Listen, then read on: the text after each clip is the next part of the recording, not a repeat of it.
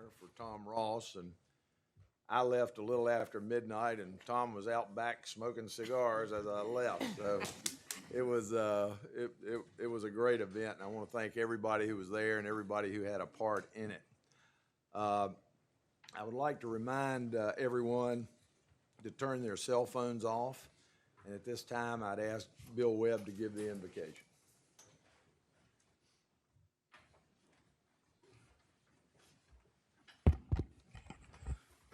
One of the things I like best about our board is we begin our meetings with an invocation.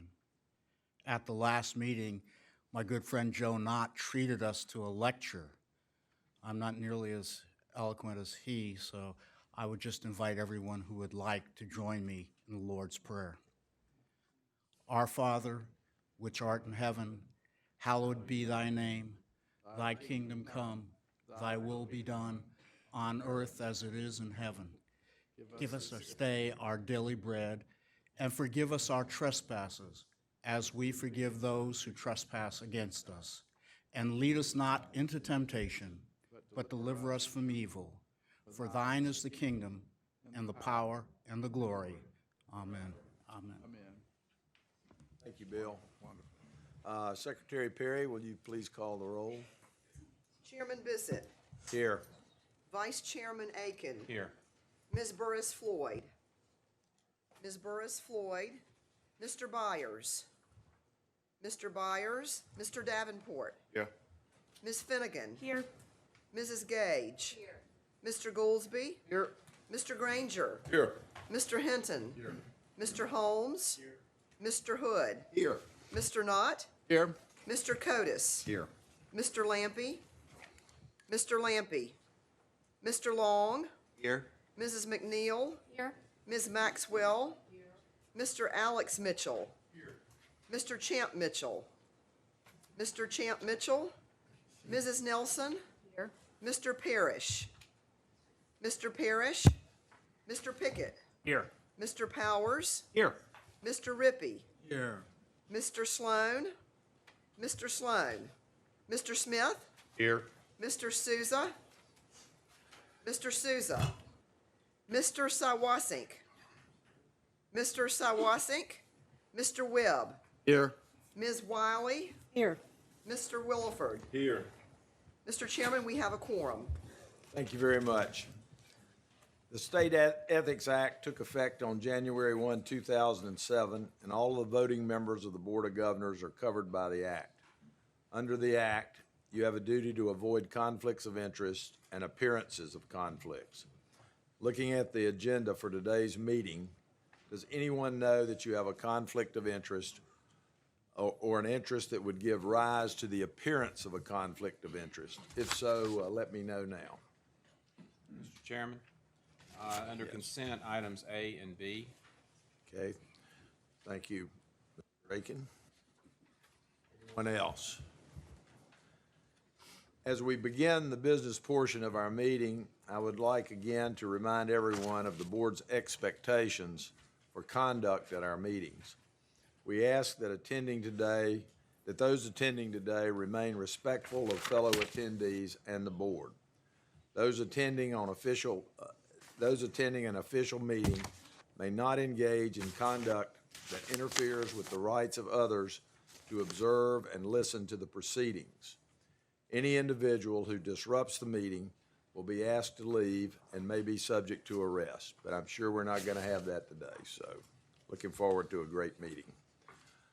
Before we have the administration of the oath of office for our new governor, I believe Zach King, the outgoing president of the Association of Student Governments, has a few words he would like to say. Zach?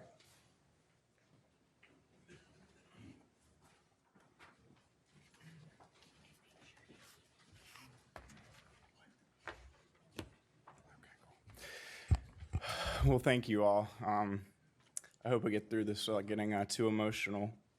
When I was first elected by the student body to serve on this board, I had a million perceptions as to how it functioned, why it existed, and wondered who in the world are these strangers who govern our university. But standing in front of you 1 year later, I think I found the answers to these questions. I've learned the board is not comprised of strangers at all. It's much more like a family. Not a conventional family, but like most families, we've agreed, disagreed, and yes, have even had the occasional food fight. But at the end of the day, and at the end of each disagreement, we've been able to come together and put the obligation we have to our university and to our students above ourselves and our own personal politics. To the people around this table rather care deeply about education, and they make a whopping $0 an hour doing so. I've never had a call, an email, or a meeting request ignored by this board. And I've always been able to discuss concerns and walk away knowing, even if we aren't on the same page, that the student voice has been heard and has been respected. While it's something I worried about, being the first GLBT member, know that I have never, for 1 minute, felt judged, uncomfortable, or discouraged from speaking with anything but a full and open mind. I've never felt like an outlier, besides my age, of course. I had to say that. Keeps me from getting emotional.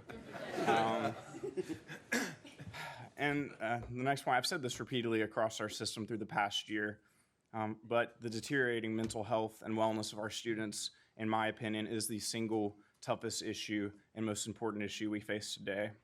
I don't need to list all the stats, you all have Google, but behind the exponentially growing rate of students with mental illnesses, you'll see that in those numbers. But mental illness isn't just in our heads. Students don't need to simply toughen up or put their mind over matter.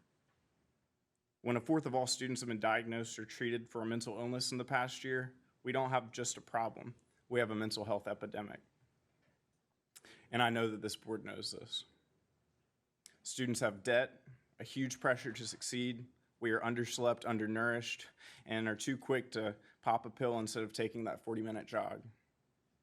Change is hard, especially on this issue. It's a group effort, and it will take years of dedication to move this needle just an inch. Over this last year, while I may have lost 2 inches off my hairline, I'm not kidding, my hairdresser blames you guys. But what I have not lost is my confidence in this university, in this board, and in our leadership. I want to end with a short anecdote about President Spellings that I believe is a small example that illustrates the fortune we have to have you at the helm of our university. In those first few days after being elected, President Spellings called, and we had extensive conversations about issues, concerns, and life in general.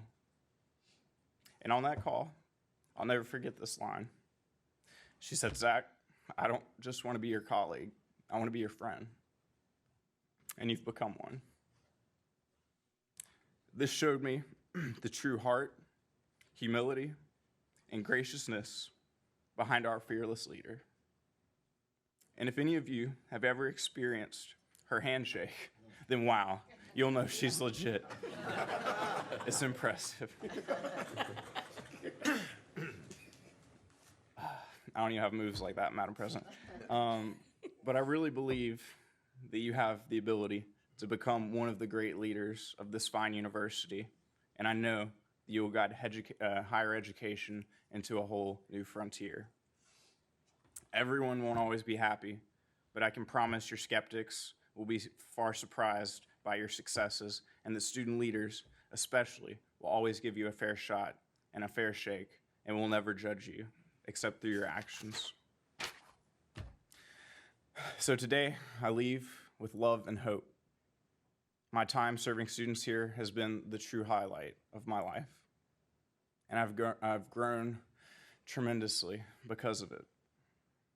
I couldn't have had such a successful term without my incredible advisor, Bethany Megan.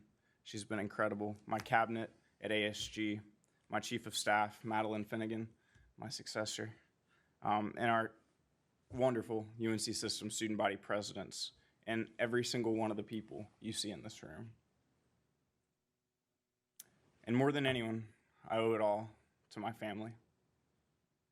May God bless this great state and look over our beautiful university. Thank you all so much for giving me the privilege of public service.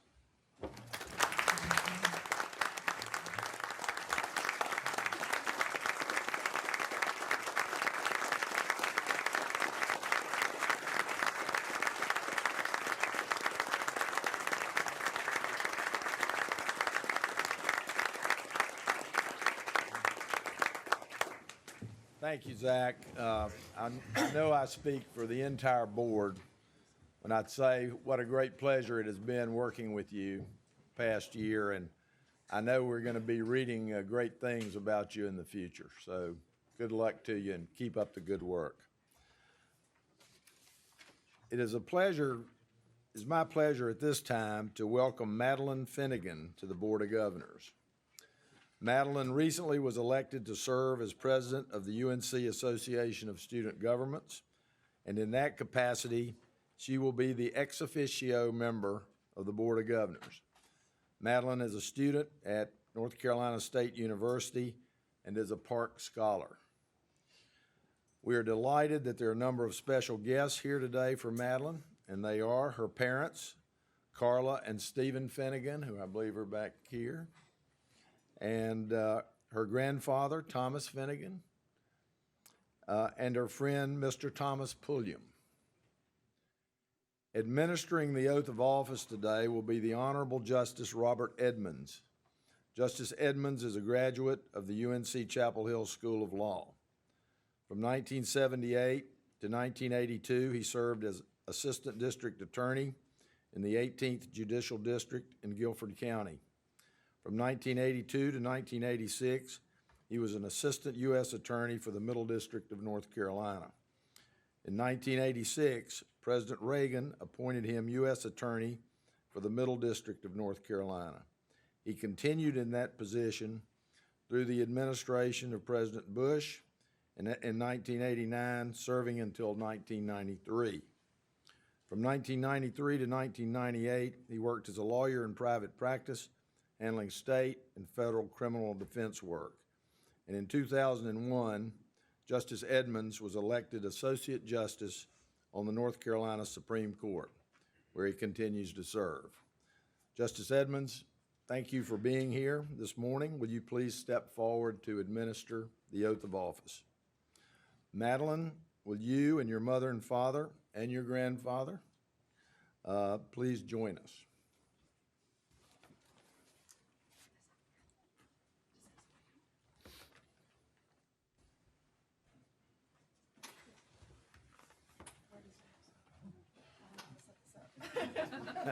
You can't do it wrong. Okay. Crank around a little bit so you're looking towards me. And also the camera. Try To do both of those. Place your left hand on the Bible. And do you, Madeline Finnegan, solemnly swear that you will support and maintain the Constitution and laws of the United States, and Constitution and laws of North Carolina not inconsistent therewith, and that you will faithfully discharge the duties of your office as a member of the Board of Governors of the University of North Carolina? And further, do you solemnly and sincerely swear that you will be faithful and bear true allegiance to the state of North Carolina and to the constitutional powers and authorities which are or may be established for the government thereof, and that you will endeavor to support, maintain, and defend the Constitution of said state, not inconsistent with the Constitution of the United States, to the best of your knowledge and ability, so help you God? I do. Congratulations. Thank you. Thank you.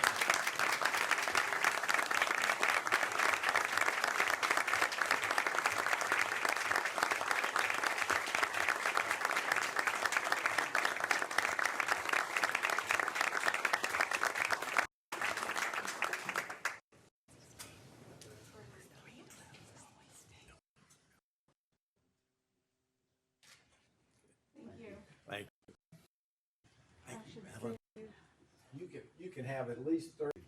for a little speech.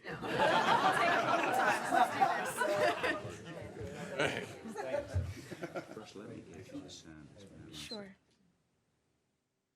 Hang on. I'll sign right here. Okay.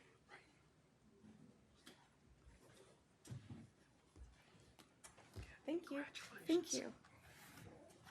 Hi, everyone. So now you've seen me do a big life step, so thank you. It's nice to meet all of you. Thank you for such a warm welcome this morning. I'm incredibly honored to be here joining you today as we make important decisions for the students of the UNC system.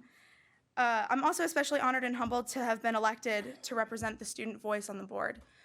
Even though it's ex officio, it's really important and critical that we have student representation here. And while I can't represent every single student of the system, I can, give you bits and pieces of what I have as experience as a student and what the people I've met have experienced being part of the UNC system. I've attended public school all my life. And I started at NCSSM 4 years ago. So I started as a junior in high school at the School of Science and Math. So I'm really close with Chancellor Roberts. I don't know if he's here today, but he's fantastic. So for the first time when I started at the School of Science and Math, I was surrounded by people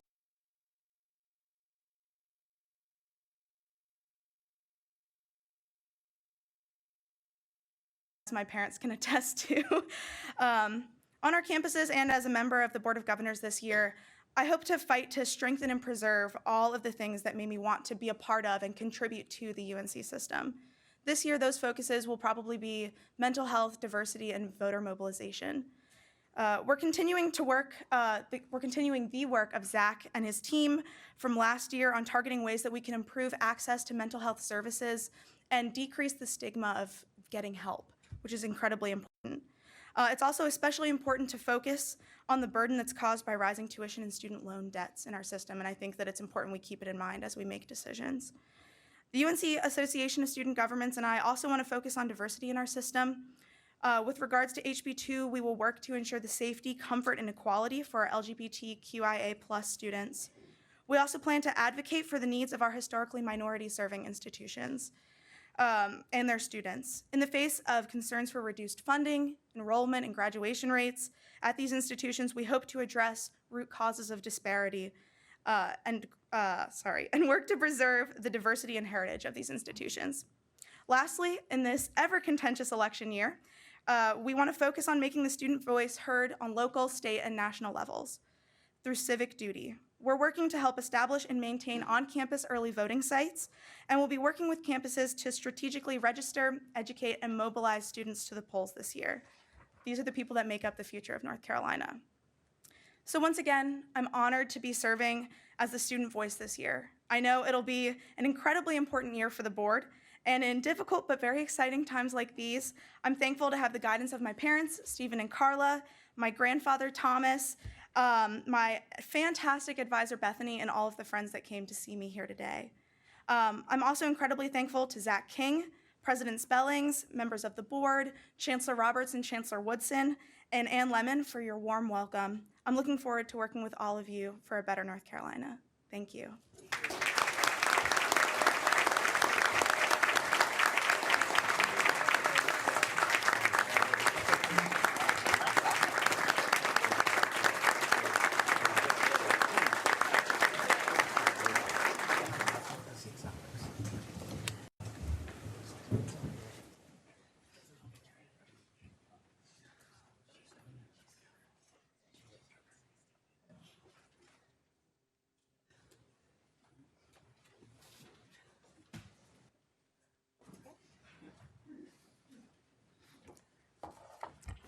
I just want to make a few remarks about our precious friend, Zach King and Madeline. We are enjoying calling each other Madam President. Congratulations for working with you. I'm excited about the beginning of your term, and as your swearing in draws to a close, the term of a caring and compassionate leader whom I've enjoyed getting to know, as you all have, since accepting this role in October, and that is ASG President Zach King.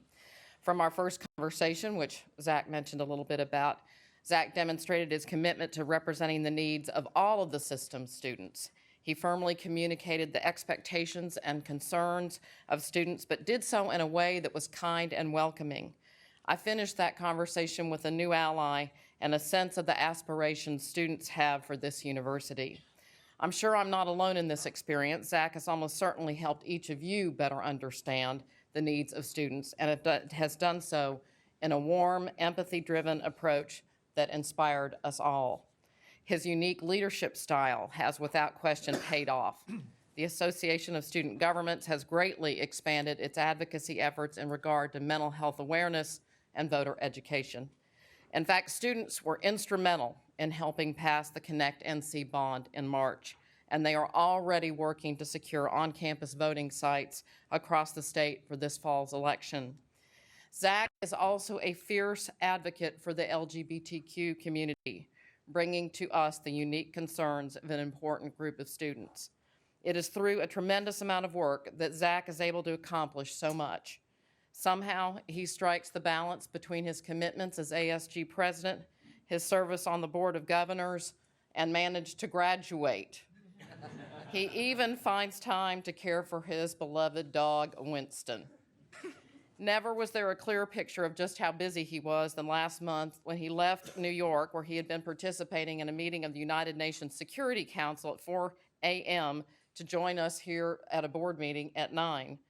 Zach, thank you for sharing with me and with this board the stories of talented, hardworking, and intelligent students that define this university. We all wish you the best of luck as you enter the post-college world, but given your professionalism, your drive, your intellect, and your compassion, we don't think you'll really need luck. While we will miss having you with us, I'm certain that your impact on this board and the insights that you have shared will continue to guide us for many years. We are all pleased to call you colleague and friend. Please join me again in thanking Zach.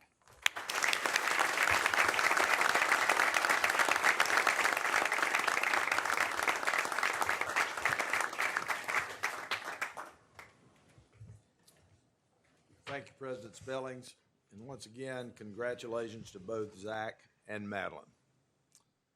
I will now entertain a motion to approve the minutes for the open session of the meeting of Friday, April 25th, 2016.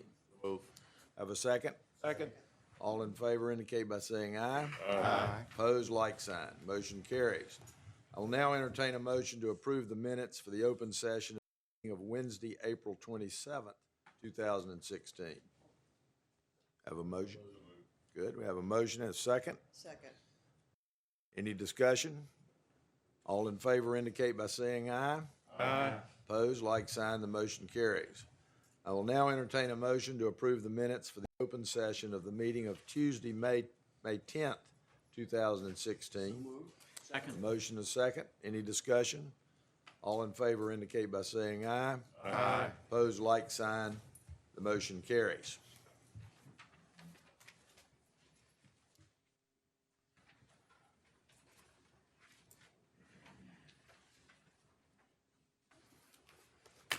We now come to one of the highlights of our annual calendar. Annually, the Board of Governors has the honor of selecting recipients for the Oliver Max Gardner Award. Established by the will of the late Governor Gardner, this award recognizes a University of North Carolina faculty member's contributions to the welfare of the human race. This is the 68th year in the history of the award. We are especially delighted and honored that the Gardner family is represented here today. I would like everyone to welcome Mrs. Sarah Gardner Naftolan, who is the great-granddaughter of Governor Gardner, along with her husband, Josh. Could you all please stand?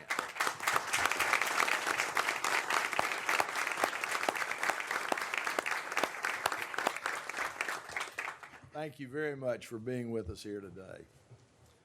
We are most grateful to the Gardner family and the Gardner Foundation for the continuing support in recognizing the vital importance of faculty in our university. I want to begin by thanking the members of this year's Oliver Max Gardner Award Committee for their hard work, their steady commitment, and the extra meetings that were necessary in preparation for today's awards presentations. As you know, this is not an easy task, selecting from the thousands of wonderful faculty members that we have throughout our system. So at this time, I would like to recognize Roger Aiken, Vice Chairman of the Board, who served as Chairman of this year's committee on the OMAX Gardner Award. Roger.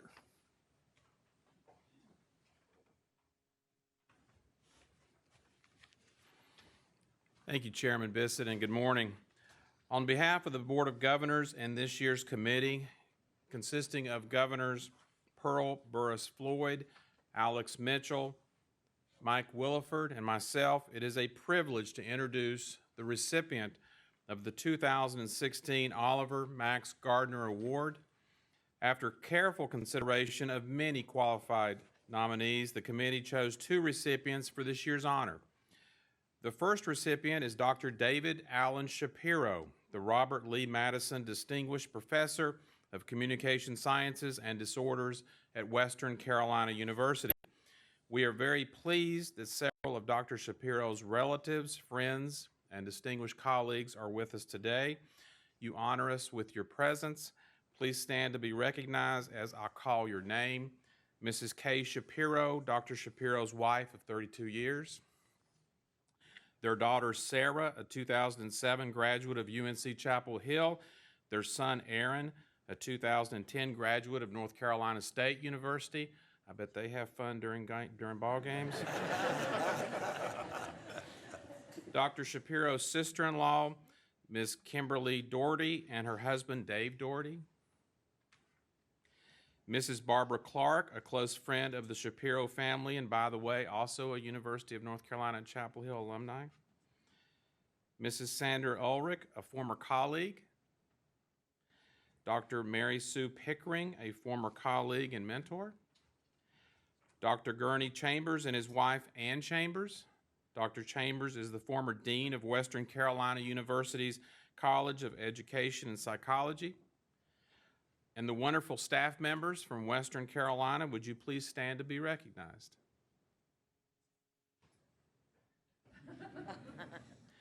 And I want to recognize, of course, the great champion for and leader of Western Carolina University, Chancellor David Belcher. You have.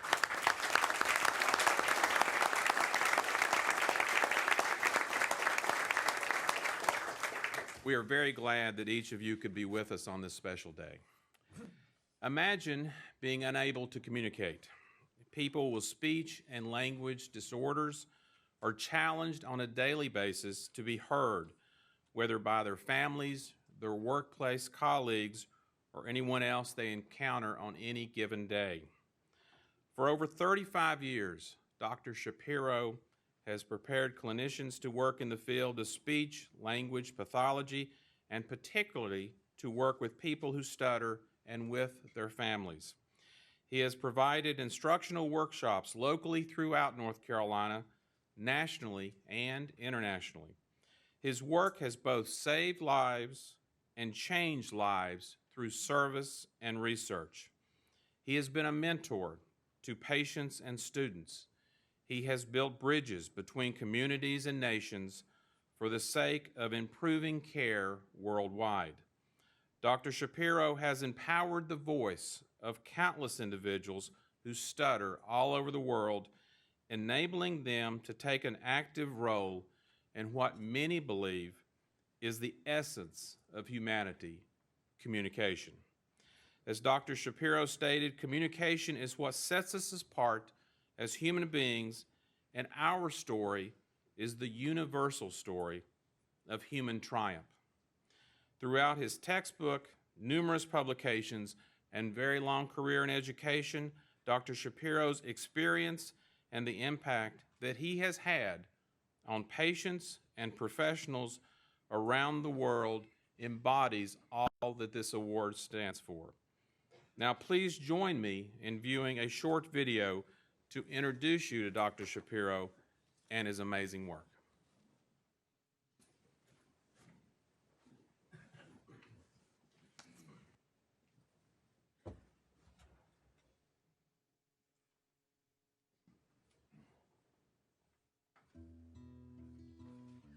My name is David Shapiro, and I'm a professor here at Western Carolina University. I've been in the Communication Sciences and Disorders Department since 1984.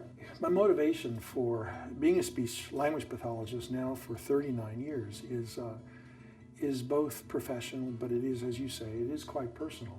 Being a person who stutters adds quite a complexity to just the process of growing up. It's a difficult way to grow up, to be unable to communicate with others. Hey, how are you? Nice to meet you. Hey, nice to meet you. I'm Mike. My name's Taylor. Okay. Nice to meet you. Nice to meet you too. I started stuttering at the age of 6 and went through speech therapy in schools, private practices. Is it worth working to accomplish something where others don't have to do that work? Right. My job as a clinician and my job as a teacher is to create opportunities for the person I'm working with to achieve success. Okay, that's what I do. When people experience success, they come to feel a sense of empowerment. Communications is one of the best gifts. You know, you're able to voice your opinion. You're able to, to tell someone you love them, or to let people know that you're upset or concerned. I mean, it's huge. Dr. Shapiro has firsthand knowledge of life with a stutter. Growing up, he struggled with communicating with others and became more isolated to avoid speaking to the outside world. My grandfather was there. He learned through my eyes how much I enjoyed walking with Buddy by the stream. Once when we were walking and he was holding my hand and I was stuttering severely, I remember this, and he said to me, I love you just the way you are. It was his grandfather and man's best friend who helped Dr. Shapiro through those hard times. Sometimes people don't know that someone who stutters can speak very fluently when speaking with a pet, and thank goodness for that dog, Buddy. Buddy and I took long walks often in the woods where I grew up, and sometimes stuttering became so challenging. That knowledge of isolation for people who stutter helps Dr. Shapiro relate to his clients and to encourage their speech progression. Some of the students Dr. Shapiro teaches in the classroom are also his clients, working toward their own communication fluency. When I learned of Dr. Shapiro's own path to becoming a speech-language pathologist, I was impressed that he drew from personal experience to overcome challenges. Through this work, he became a better therapist, teacher, mentor, and advocate for others who struggle to communicate. When I first met him and he told me that story, I was just so confused. I was like, man, how was his stutter that bad and he can speak so greatly now? And it's like he's been a source of a motivation for myself, because to see how bad his was and see that now he's talking in front of committees. One of the big impacts, of course, is not just on our students and faculty and staff here at Western, but on the professionals that David has worked with over the years in many, many continents and really across the world, to be able to help people who can then help other people in things like stuttering or other communications disorders. Dr. Shapiro has written a textbook called Stuttering Intervention, which is recognized as one of the leading guidebooks to help speech pathologists work with clients who stutter. Stuttering is a universal truth. Across languages, across cultures, across countries, we find stuttering everywhere. I think he's one of the real pioneers, taking it from the point where communication becomes the avenue through which he looks at it. And how do we help people, and in this case, the communication impaired person, through a collaborative journey. While stuttering can seem mysterious, there is a route to a positive solution, and that's why knowledgeable speech-language pathologists can be of help. I hope that perhaps if this message is heard by folks who stutter, that they will seek help. He went above and beyond with me, especially. I mean, he took time, countless hours, many late nights here in the building practicing for presentations, practicing for interviews, practicing for every kind of speech imaginable. I just feel lucky so it made me see like how I need to give back as well. Yeah, because he is the king. I tell you, the king of speech therapy, and it's awesome that I can work with the king. He represents the fact that the teaching and research of our faculty matters locally and worldwide. It's an honor to congratulate Dr. Shapiro on his selection as an O. Max Garner Award winner for 2016? I've always done my best, imperfect as I clearly know I am, to bring pride and perhaps honor to this university, to my discipline, to this country as I travel the world, and perhaps even most importantly to me, to my family. And I hope this recognition is consistent with that wish to bring pride and honor to others.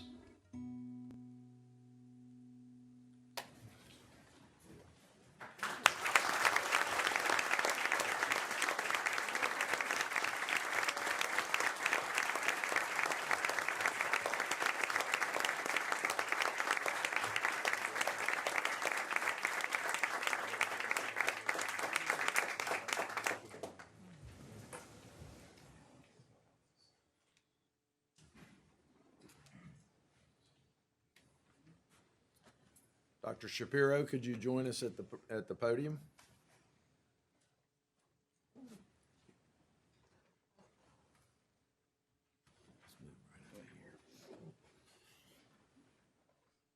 Come right over here if we give you this. Good. Thank you so much. This is for you. Congratulations. Now, wait a minute, I have the more important document here. This is yours as well. Thanks again. Thanks for everything.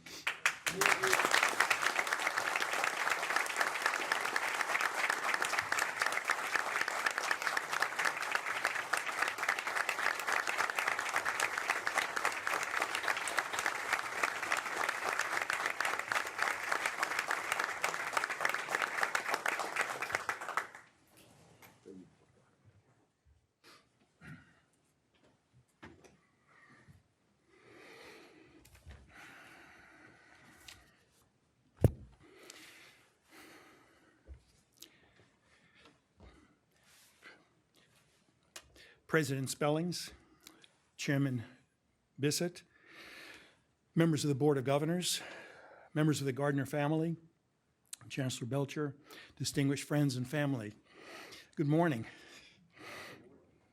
I am thrilled beyond words to be a recipient of the 2016 Oliver Max Gardner Award, and particularly to be a part of bringing this honor to the university I love, Western Carolina University. Sincerely, I express my gratitude to the selection committee for your endorsement from the University of North Carolina. Thanks also to UNC TV for assembling the footage we just viewed for the first time. In these few minutes, I want to address what is stuttering, my personal story, my professional activities, and the story that is Western Carolina University. Stuttering is a universal disorder of speech fluency. Stuttering interferes with the most human element of all, being able to tell one's story using the words one wants when one wants. In the USA alone, there are over 3 million people who stutter. In the world, there are over 70 million. James Earl Jones was quoted as saying, "One of the hardest things in life is having words in your heart that you can't utter." There was a time, nearly my first 20 years, when stuttering consumed me. Stuttering was the basis on which I defined myself. Stuttering affected my relationships, my sense of my abilities, and what I thought I could become. My dog, as you saw, Buddy, was the only living thing to which I could communicate. Oddly, people who stutter can speak fluently with a pet or when alone, just as they can sing without stuttering. I swore an oath that if I could find a way to talk, I would do my best to help others find their voice. I'm now completing my 39th year as a speech-language pathologist, a specialist in fluency disorders, and a professor. I continue to be thrilled and thankful for the opportunities to serve and to learn from others, near and far. Over the years, I've worked with many people. A man who never ordered a meal at a restaurant for his wife in their 40-year marriage now does so and communicates independently. A young woman who looked away and spoke little so that her boyfriend would not see her stutter now looks him in the eye and says, he's going to hear what I have to say whether he wants to or not. A child who stuttered severely and was bullied now speaks without hesitation and is an advocate for others. I have traveled to interesting places. With a colleague from France, I worked with people who stutter from 20 different African nations. I have met indigenous healers in huts with smoke and herbs and bones, and learned about diviners and herbalists. Most importantly, I learned that our own view of the world is not necessarily shared. It represents a view, not the view. Over the last few years, I served as president of the International Fluency Association, heeding the advice of people who stutter for professionals to talk with us rather than about us.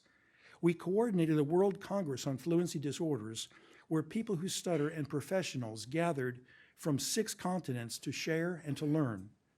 We also brought current information and clinical service to countries where it had not existed previously. Indeed, it is the universal birthright of every person to be able to use speech and language freely and to experience communication freedom. It is difficult to capture nearly 4 decades of excitement into a few minutes. Indeed, I have had guiding lights. One such light is Western Carolina University, where dreams are visualized and realized. The students, the best and the brightest, some of whom may not have the most competitive dossiers, some of whom represent the first in their family to go to college, come to a place that is inspired. With the able support of faculty and staff, they leave campus among the world's best leaders. The faculty have similar advantage. At Western Carolina University, there is a degree of freedom to thrive and to become. For me, Western Carolina University represents the American dream. You come as raw material. You work hard. You serve your community. You commit to learning and growing, and you prosper. To every dreamer, there is someone with a heart nearby. The day that changed my life was meeting Kay, my wife of 32 years, who gives every day, every moment, meaning and joy.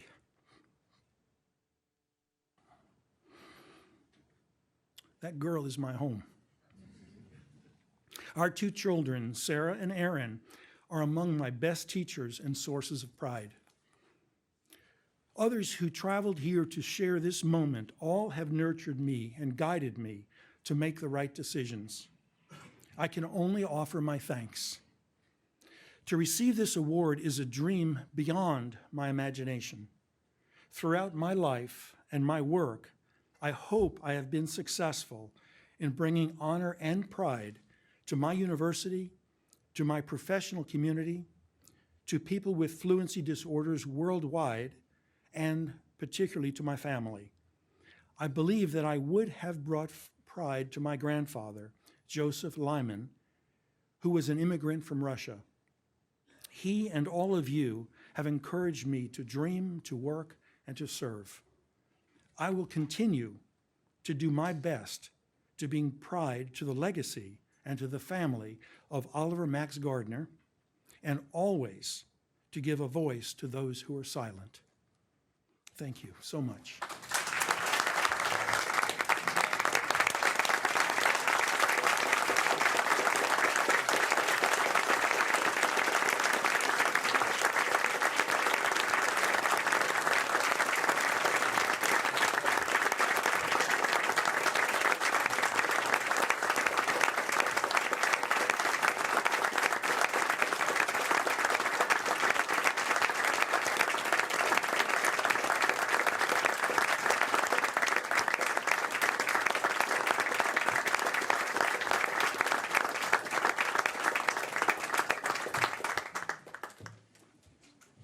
Thank you, Dr. Shapiro, for all that you do. Excellence and professionalism characterize today's Gardner Award recipient, our past recipients, and those who have made this award possible. This university is indeed blessed with great talent among its faculties and great devotion from its students, alumni, and friends. The profile of Professor Shapiro was produced by Jeff Smith of UNC-TV and will be aired on North Carolina Now next Thursday, June 2nd at 8 p.m. So we look forward to seeing that on UNC-TV. The committee this year also selected Dr. Aziz Sanjar, the Sarah Graham Keenan Professor of Biochemistry and Biophysics in the School of Medicine at the University of North Carolina at Chapel Hill, and the winner of the 2015 Alfred Nobel Prize in Chemistry for this year's OMAX Gardner Award. So we have two fantastic recipients this year. Dr. Sanjar is out of the country today, so we will recognize him at our meeting in July. But why don't we take just a few minutes to recess and let everyone offer Dr. Shapiro their congratulations. We'll get started in about 5 minutes. Thank you.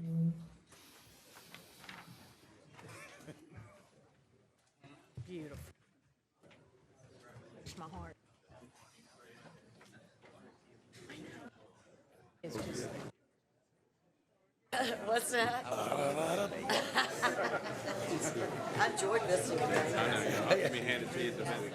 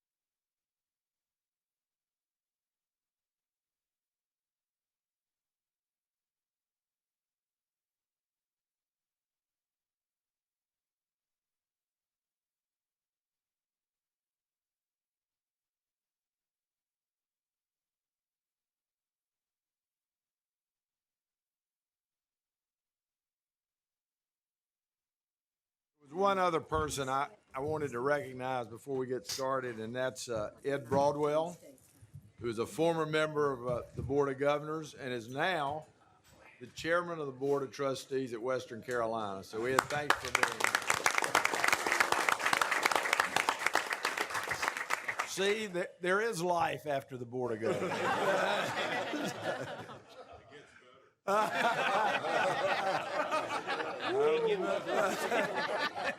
I'm not going there. Okay, we will now consider the administrative action items listed as item 9 on today's agenda. I understand that there are a couple of items that have been asked by one of our board members to remove for further discussion. Where's Governor Cotis? Those were items D and E. So why don't we remove those, and I will entertain a motion at this time, unless there are other items. Was it B or D? It was D as in and E, D and E. So any other items from any board members? If not, I will entertain a motion to approve the administrative action items by consent, except for items D and E. We have a motion, and second. Any discussion? If not, all in favor indicate by saying aye. Aye. Opposed? Motion carries. And now we can have a short discussion of D and E. Marty? So on item D in your package, it deals with capital improvements of approximately $50 million linked to another $90 million out there. So $140 million in total. And I appreciate the concept of streamlining our package as someone that reads a lot of it. But 2 pages of information for $140 million worth of approvals is not quite enough for me. I'd like for the information that we had previously be provided, and Chair Smith has said that on the next package he'll be providing that, so I appreciate that. But another thing that I think we need to be mindful of is the impact of these various decisions on tuition fees, parking, housing cost, just so that we get a full picture of these expenses as we incur them. We just approved $1 billion in the Connect NC bond, and this is $140 million, so it's a big number. So for that reason, symbolically, I will vote against this item. That was item D. I'll entertain a motion to approve item D. A motion. Do I have a second? Any discussion? Harry, do you have any?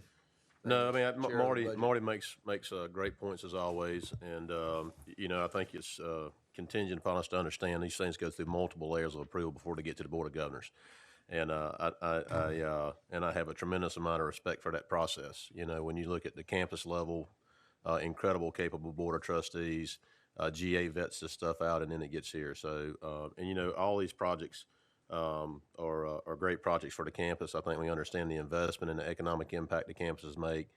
And Marty, as always, makes great points. But I'm really good with all this. I appreciate the attention that Marty gives to these items. It's amazing, and it's really a good thing, because I can assure you, nothing gets by Governor Cotis. So all in favor. 33-minute meeting yesterday. All in favor of item, that's because he was not there. I kept saying, when's Ed planning get out? All in favor of item D indicate by saying aye. Aye. Opposed? No. We have carries, the motion carries. And would you like your no votes noted in the minutes? Yes, please. Okay, who else was that? Tom? Anybody else? Okay, thank you if you'd make that. All right, Marty, item E. Item E is an item I've been following since 2013. I appreciate that it's a gift to the university, and I think overall it's a very good project. There were a couple things along the way that are a little bit odd about it. It was structured in a way, or the gift was structured to encourage the legislature to approve the planning for this earlier. And so I understand kind of the gamesmanship of that. But there's a last wrinkle that's been added that just popped up on our approval for today, which is upon the completion of the facility, the grantor has requested the right to lease any then vacant portion of existing buildings not to exceed 10%. And I understand that's at a below market rate. So those sorts of decisions definitely impact the university. And I understand from the discussions in budget and finance that they don't think that this will actually occur, but when someone puts something in writing that says it probably won't happen, there are plenty of lawyers around the room. You kind of get your concerns up about that. So for that reason, I'll be voting against this item. Harry, do you want to? Yeah, but again, Marty does his homework. This item has gone before Council of State Joint Legislative Oversight and is consistent with board policy, and so I'm very comfortable with it as well. Thank you both. Mr. Chairman, Yes. could somebody explain to me why we would be leasing something at below market rate? I'm new and I don't think that was discussed anywhere in the material. Jonathan? Yes, sir. Mr. Chairman, members of the board, this was a condition of the gift of the property to the university. So in return for the gift of the 9 acres that are strategically located and where this facility will be constructed, this lease arrangement was part of that negotiation. Thank you, Mr. Chairman. Thank you. JB? Yes, Marty? So, and I understand that. I wish that that had been communicated to the legislature before when they asked for the $5 million in advanced planning for this instead of inserted kind of at the last minute for the gift, though I appreciate the gift to the university for sure. Okay. Any other discussion? If not, I'll entertain a motion to approve item E. Second. A motion and a second. Any further discussion? All in favor indicate by saying aye. Aye. Opposed? Okay, we have 2 nays. Thank you both. Thank you, everybody. That was a good discussion and things we need to continuously think about as we approve these projects. Okay, let's move ahead to the committee reports. We'll start with audit since Chairman Davenport scheduled his meeting for before daylight this morning, and I know how much he loves those early audit meetings on Friday mornings. So, Walter. Thank you, Mr. Chair. I will tell you that the members of the committee left the reception early last night to be at the meeting this morning. Chairman Bissett, members of the Board of Governors, during its 8 o'clock meeting this morning, the Committee on Audit, Risk Management, and Compliance received an annual update from our state auditor, Beth Woods, on audits that have been released by the Office of State Audit for the 2015 fiscal year. In the financial and compliance audits released by the state auditor, 2 institutions had audit findings reported. All total, 4 findings were reported across the system, which is a significant improvement from past years. The state auditor is here today to deliver her annual update to the full board. At this time, I introduce to you State Auditor Beth Woods.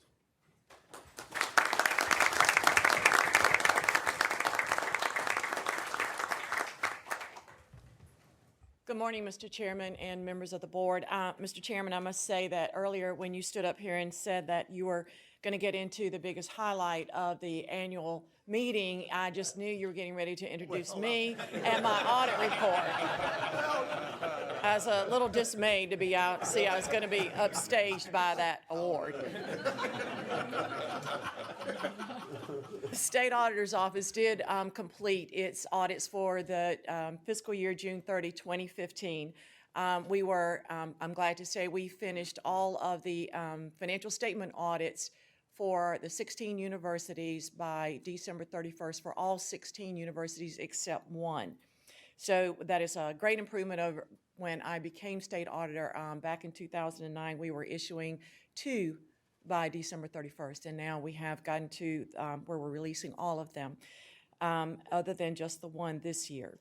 We had clean opinions on all 16 universities, which is a great thing, and we had 1 finding for 1 of our universities. We also completed the federal compliance audits for the universities. We looked at the federal grant higher education, which was about $40 million. We looked at student financial aid, which was $2.3 billion, but that covers the universities and the community colleges. And we looked at $800 million of research and development grants. And over those, while we render an opinion on the financial statements institution by institution, the federal grant audit that we do is statewide. But even at that, we had 2 findings in student financial aid, and we had 1 finding in research and development. I'm also happy to say this year we do look at information technology. We look at computer systems that process the federal grant money and process the financial information for the universities. This year, the State Auditor's Office was able to perform 2 information technology general controls audits at 2 of our universities across the system. This has not been audits that we've had the resources to do in the past, but now have them, and the findings were eye-opening. We presented those findings to the audit committee in January, but again, we think that this is information, and what we're covering are security issues for data that has data that's within our university that's other than financial information or federal grant information. We're looking at change management controls, computer systems that the programming will have changes made to it, making sure that's done in a methodical way that requires all the right approvals. We're looking at physical security of our hardware and the data. So again, we were able to perform 2 information technology general controls audits this past year, and looking to do more of these in the future, as it is a huge concern of the audit committee, and I'm sure all of you. We did not have any investigative reports that we released this year. However, we did assist UNCGA on an investigation at one of our universities, and they released the report, but our office worked very closely with them. So, Mr. Chairman, that concludes my report on the audits that the State Auditor's Office has done. But I will tell you this, we continue to be committed to hiring the best and the brightest in the State Auditor's Office. We do continue to be committed to making sure that they're performing the audits that this Board of Governors would expect, and we intend to continue performing the great work that we've always done under this administration. I tell my staff all the time, I am not the mom who says her children are perfect. So we hold our auditors to a high standards as far as the work that they perform, making sure that's efficient, but also effective, that the quality of the audits that you would expect are there, so that when we issue those clean opinions, you and the users of those financial statements can stand behind those opinions. I thank you for your time this morning.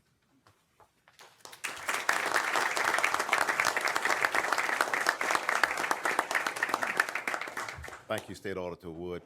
Mr. Chair, that completes my report. Thank you, Mr. Davenport. And Beth, your visits are a highlight for our meetings, and we really appreciate the services that your office provides to the university. So thank you very much. Now call on Mr. Smith for the report of the Committee on Budget and Finance.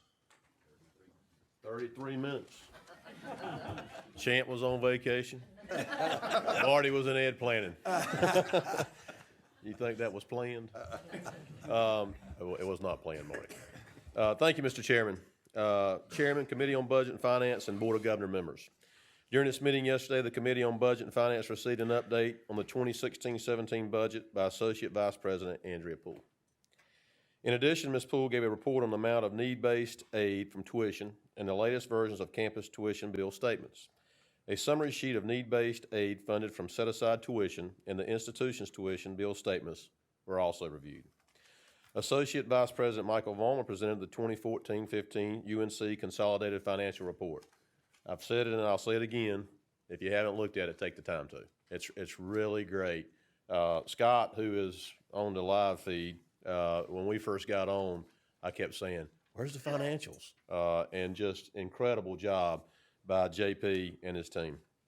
This report included a consolidation of the University of North Carolina as a whole, a side-by-side comparison of institutional financial statements, selected disclosures, and other financially related information.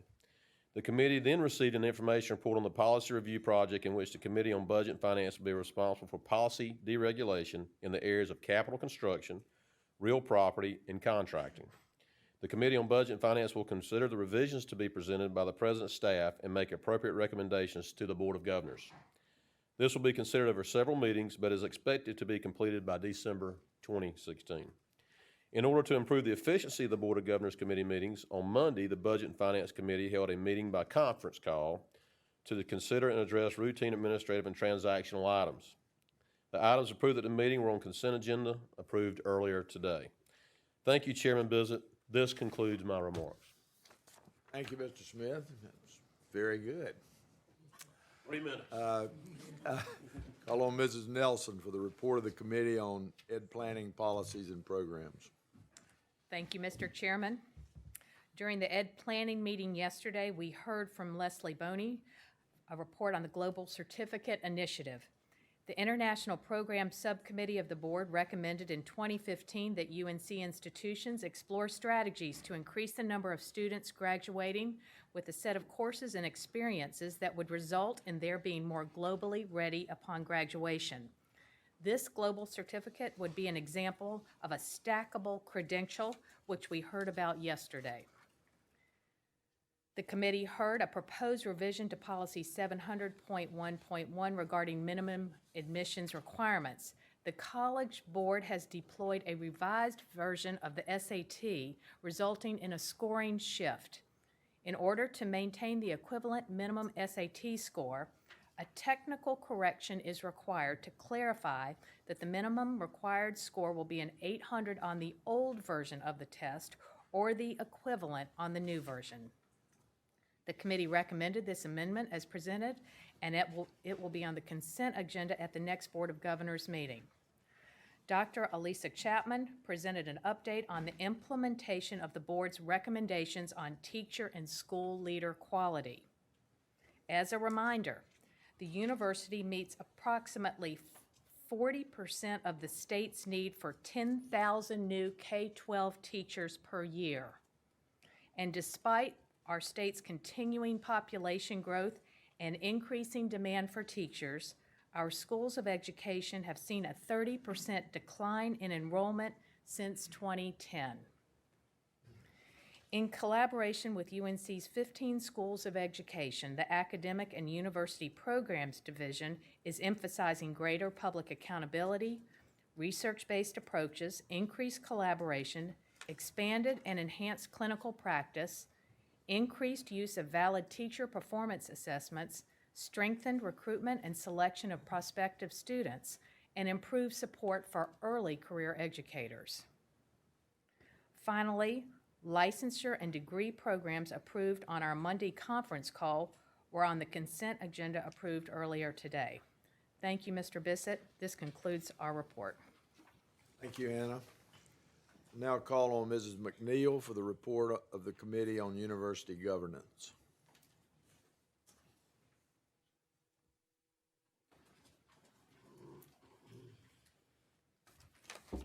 Thank you, Mr. Chairman. The Committee on University Governance has several items for your information and 2 items for a vote. As you have heard and will hear from other committees, the board is undertaking a policy review project. The Committee on University Governance will act as the steering committee for this project.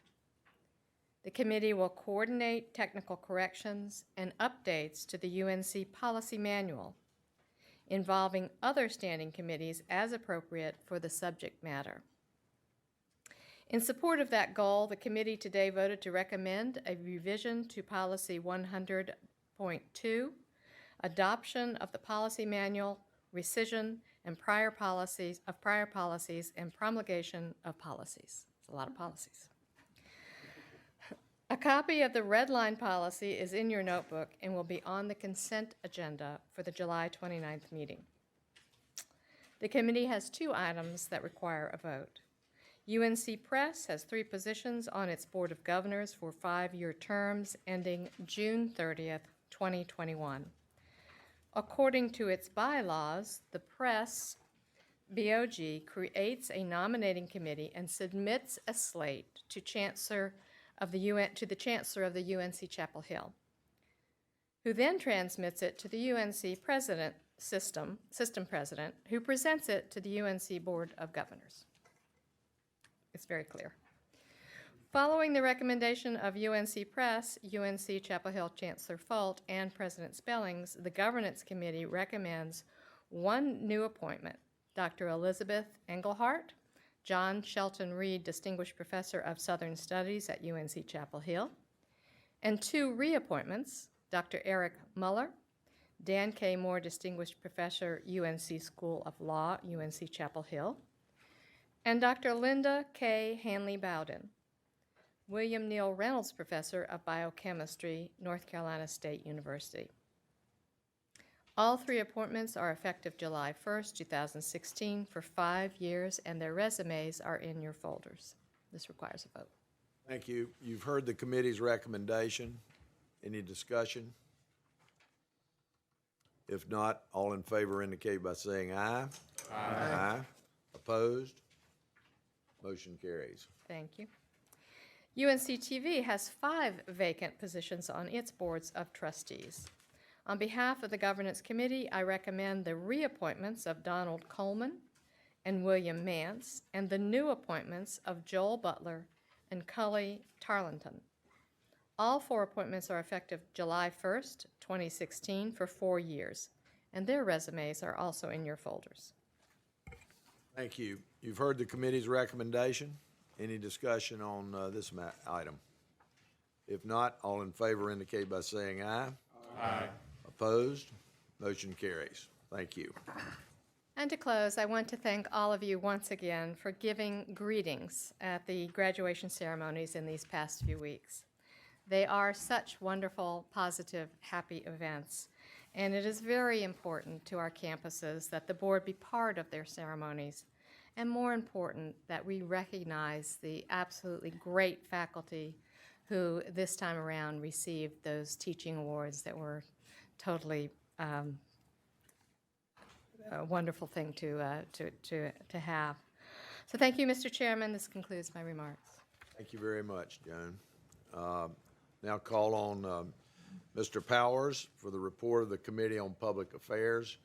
There's been some comment in the press that Mr. Powers' fashion advisor is Norm Sloan. So I just wanted to be sure everybody saw that. So today I chose some of you, Madam President, the late and former basketball coach at North Carolina State was famous for wearing very loud plaid jackets on the sidelines in his tenure at North Carolina State and then at University of Florida.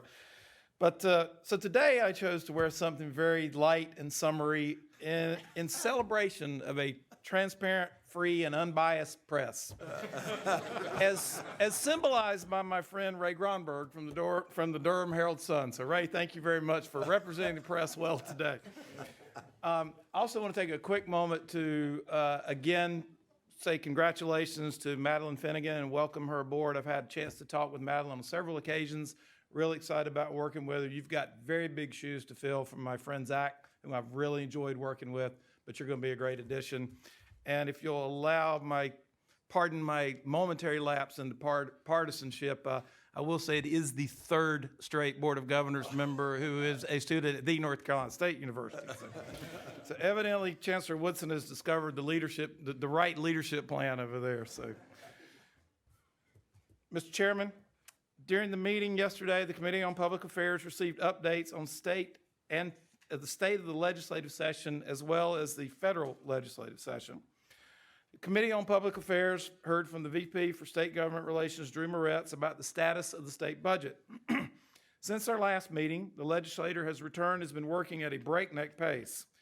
On May 19th, the House passed a budget that included a number of positive outcomes for UNC. The House proposed budget included a 2% across-the-board raise for employees and staff, faculty, plus a $500 merit-based bonus. The budget also returned very good news, UNC's 50% share of repair and renovations money, which which proposes right now it's $164 million total, so we'd have half of that, which is the largest we've had in recent years. Additionally, two of our top policy requests were included in the budget, including the recommendation to delay the NC GAP Guaranteed Admission Program, which the President had worked out with the President of the Community College System and the House and Senate Education leadership. The requested permanent fix for UNC's pension concern was also included in the House budget. The budget debate now moves to the Senate. The committees also received additional information about another issue with potential to impact University of North Carolina, Senator Tom Apadaga's Affordable and Accessible Education Act. The President and many chancellors continue to engage with Senate leadership to ensure the best final outcome. As a reminder to you all, remember June 14th is University Day at the legislature in Raleigh. We hope you will all attend. This allows us an opportunity to share our appreciation for the work the legislature does on our behalf and to share our concerns about issues that affect us before them. We also heard an update from Vice President of Federal Relations, Kimberly Reinhart. Fairly quiet on the federal front right now, but Kimberly did remind us that June 6th is the congressional primary in North Carolina. As you all recall, it was the districts were redrawn and it was put off from the original March date. So please remember to do your civic duty and vote on June 6th. Also, Congress continues to work on must-do legislation throughout the summer until the summer recess. House and Senate leadership are waiting on general election results before considering any more major policy questions in the lame duck session. Mr. Chairman, we have no items for vote today, only for information, and this will conclude my remarks. Thank you, Mr. Powers, and thank you and your committee for all you're doing. Legislature's in session, and we're trying to work very closely with them on bills that affect the university, and appreciate everything that you're doing. I'd now like to call on Mr. Granger for the report of the Strategic Planning Committee. Frank?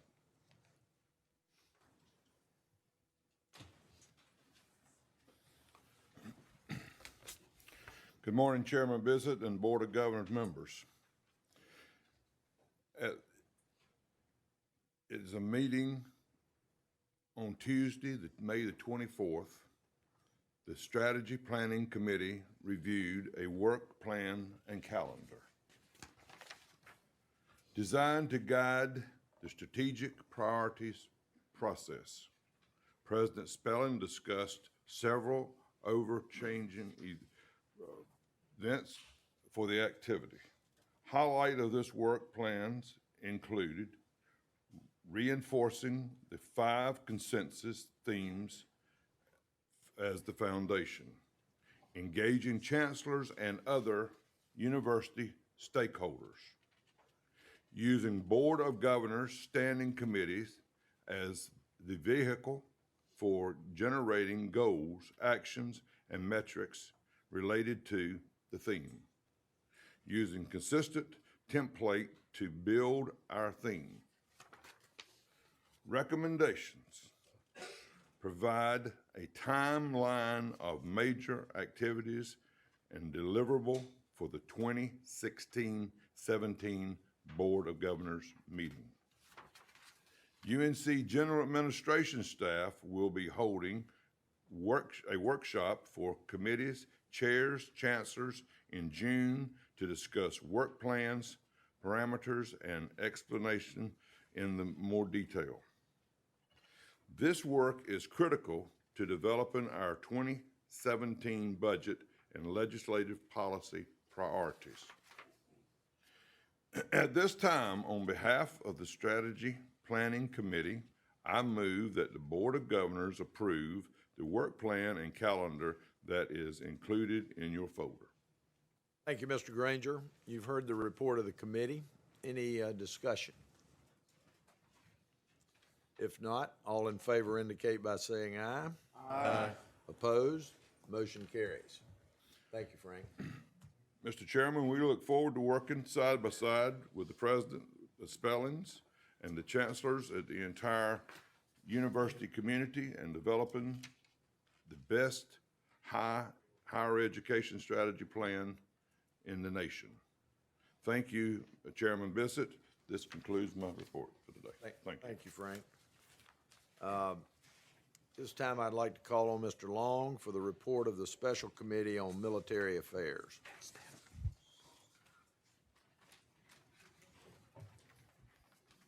Thank you, Mr. Chairman. I first want to relay Mr. Powers' request that I correct him that the congressional primary is June 7, not June 6. The people from Chapel Hill have to correct some of our state colleagues every once in a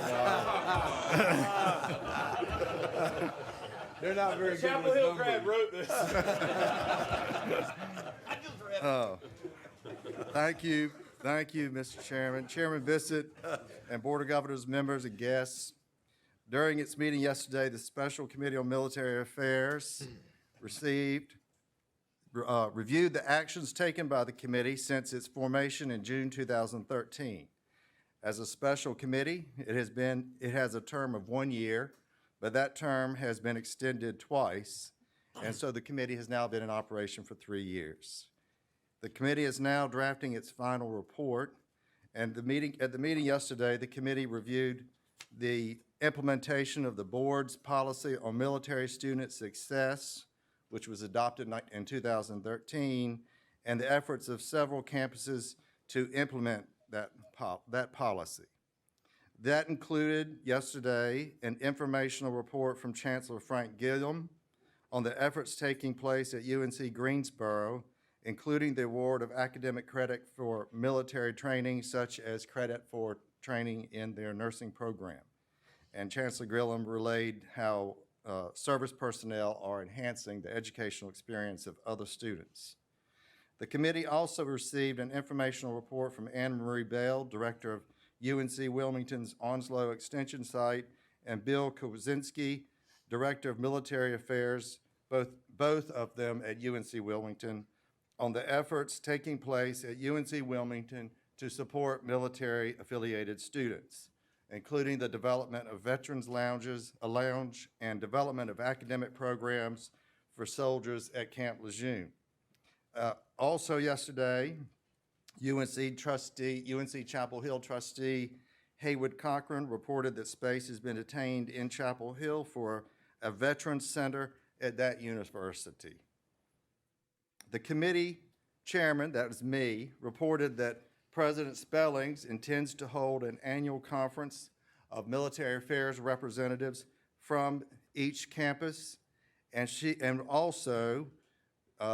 assured me that she will include the efforts to support military students in the strategic directions plan that we will be developing. Finally, the committee asked General Administration staff to prepare a summary activity report on the committee's work for presentation to the Committee on Education, Planning, Policies, and Programs, and that report will be delivered in July 2016. Thomas Jefferson once said that from time to time, the tree of liberty must be watered with the blood of tyrants and patriots, and this Memorial Day, we can rededicate ourselves to serving those patriots who defend our country by making our institutions of higher education available to them, not just because these patriots enhance our classrooms, which they do, and we saw yesterday, or we feel a sense of obligation, but because they are defenders of the freedoms that we cherish. And deep down, we do this work because we love our country. Mr. Chairman, it's been an honor for all of us to be part of this work, and thank you very much for the opportunity to have a committee to operate in this way. This concludes my remarks. Thank you, Mr. Long, and thank you to your committee members. I want everybody to understand that this is a restructuring of our effort. It has nothing to do with the priority that this system gives to our veterans. And we actually believe that by pushing this to the campuses, we will actually be able to provide a better and more efficient service. But make no mistake, this will remain one of our highest priorities in the system. So I want you to understand that. This is the final meeting of the committee here, but we will get reports from time to time on the efforts that are going on in the campus. I'd also like, in addition to Steve and the committee, I'd also like to thank Kimry Reinhardt and Carrie Dixon, who supported the committee. And I think this committee served an incredible purpose. It raised this issue to the board and to the university community, and I think we've done a good thing here, Steve, and I thank you very much. Mr. Chairman, can I just say? Yes. I've talked extensively with President Spellings, and we're going to continue that work as we go forward. So and both of you have committed to that, and I appreciate very much your commitments. Thank you. Just a couple of, I have a very short chairman's report. I would like to recognize and thank Representative Fraley for being with us again today. His attendance here is very much appreciated. I think he gets a full understanding of what we're trying to do, and we appreciate his efforts very, very much. Thank you, John. I would also like to comment briefly on the meeting process that we've had this time.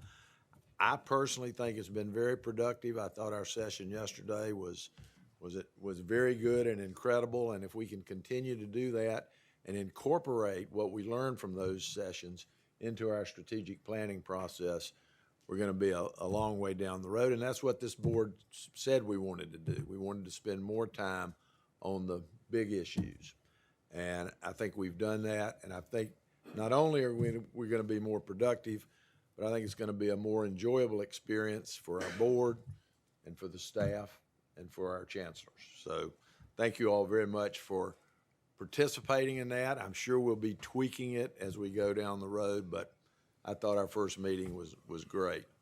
As you know, we're going to have our first public comment session after this meeting. I want to thank Laura Wiley for all she's done to get ready for that. I'm very. I think that's going to be a great event. So we'll see what happens today, Laura. So good, and thank you. As you know, Laura's got some people. We're trying to have enough people from each committee so that we'll have a broad representation from the board. But everybody is invited to attend, and I'm not a member of the group that's going to be there, but I want to be there for a while at least to see how this goes. So I hope some of you will do that as well. I would like to recognize that for 3 of our members, their terms as committee chair are ending. Joan McNeil, Governance, Harry Smith of Budget and Finance, and G.A. Sawasnik of Personnel and Tenure.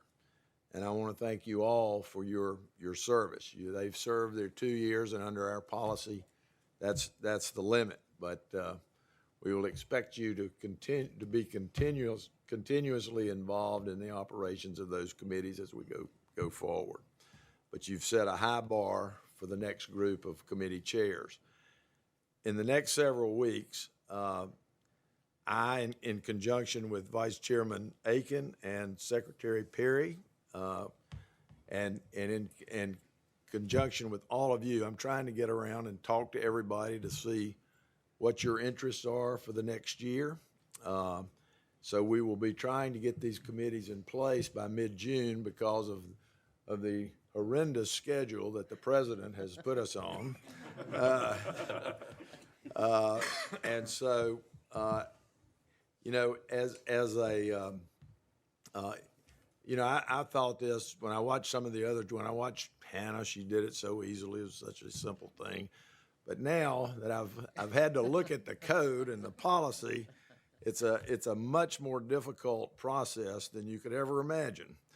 As a reminder, the code requires each voting member of the board to serve on either budget or finance, ed planning, personnel and tenure, or governance. And so board members also will be assigned to strategic planning, public affairs, and audit. It's a complex process. Members generally serve 2 years on an assigned committee, but the code requires that the chair work to ensure that the voting membership of each committee is divided into 2 classes, with the terms of approximately one-half of the members expiring each year. Now, Terrence, you see where this is going?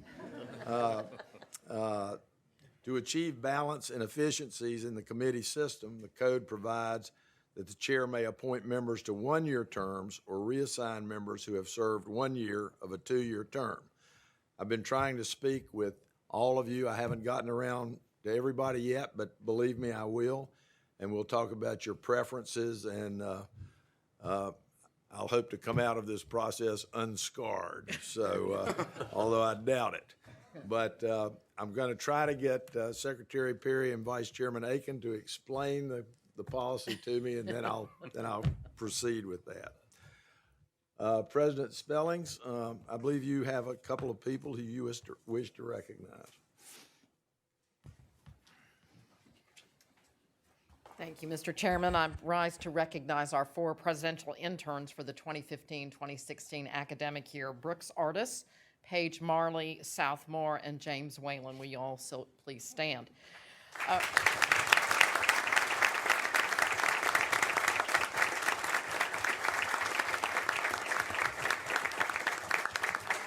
A lot of them over the past year, and I want to talk a little bit about some of them, their accomplishments and their notable post-college plans. Brooks Artis, why don't you all stay standing while I talk about you. From Greensboro, received her BS in English Creative Writing from North Carolina State University. Again, during her time at GA, Brooks worked with Brent Herron to create a survey that was used to assess threat assessment teams on each university in the system. She also assisted with the recruitment process for the Marion Drain Graham Scholars and the incoming presidential interns. Brooks will be attending Clemson University in the fall to pursue her master's degree in higher education administration. Thank you, Brooks. Paige Marley is a recent honors college graduate of Appalachian State University, having pursued a BS in political science and a BA in global studies with concentrations in comparative politics and globalization and development in Latin America. During her time as a presidential intern, Paige worked with Dr. Michelle Solar on the CBE Summit and worked with the Advancement Council for their quarterly meetings. Paige also had a hand in organizing our Global Connections reports, and in the fall, Paige will pursue her master's degree in public policy at Georgetown University. Congratulations, Paige. South Moore from Murfreesboro, North Carolina, received a BA with highest distinction in political science and social economic justice from UNC Chapel Hill. Alongside Roger Sims, South helped plan and manage College Application Week, launching a successful marketing campaign that greatly boosted participation of high school students. In fact, more applications were submitted this year than ever before, over 75,000. South was instrumental in working with University Advancement to register each of our campuses and their foundations to solicit donations from all 50 states. South will attend Duke University School of Law in the fall. Congratulations, South. And finally, James Whalen from Charlotte, North Carolina, completed his BA in Mathematics and Philosophy at UNC Asheville. James conducted pedagogical research on multiple forms of experiential learning, using his research to argue for expansion of internship, undergraduate research, study abroad, and service learning experiences across the UNC system. He also helped to develop programs with large corporations, small businesses, and public and private HBCUs to dramatically increase the number of internships available to students. After his internship at UNCGA, James will work with Cynthia Ball, North Carolina House District 49 campaign as the field director and policy advisor. I could go on about each of them even further, but you all have left a lasting impact on general administration in this university. We thank you for your great work and public service, and congratulations on all the wonderful things that lie ahead for each of you. Thank you.